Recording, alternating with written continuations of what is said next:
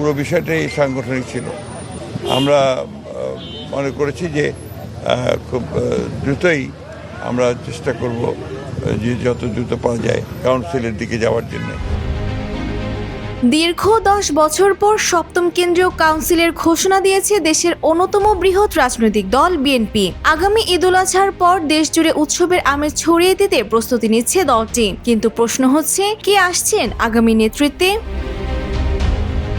2016 সালের 19 মার্চের পর কেটে গেছে অনেকটা সময়। গঠনতন্ত্র অনুযায়ী প্রতি 3 বছর পর কাউন্সিল হওয়ার কথা থাকলেও বৈরী রাজনৈতিক পরিবেশ আর নানা সীমাবদ্ধতায় তা সম্ভব হয়নি। তবে এবার প্রেক্ষাপট ভিন্ন। খালেদা জিয়ার প্রয়াণ এবং দীর্ঘ নির্বাসন শেষে তারেক রহমানের দেশে ফেরার পর এটি হতে যাচ্ছে বিএনপির প্রথম বড় কোনো সাংগঠনিক শক্তি প্রদর্শন।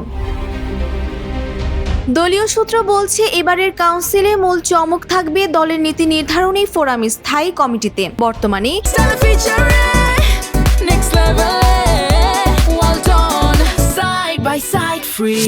19টি পদের মধ্যে বেশ কিছু পদ শূন্য। আলোচনায় আছেন রুহুল কবির রিজভী, শামসুজ্জামান দুদু, আব্দুল আওয়াল মিন্টু। এমনকি পরিবর্তিত পরিস্থিতিতে স্থায়ী কমিটির সদস্য সংখ্যা বাড়ানোর পরিকল্পনাও করছে দলটি।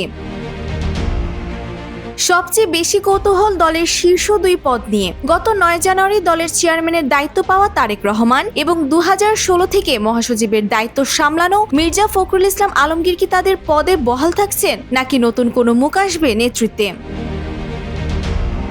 Desk report, Bangladesh bulletin.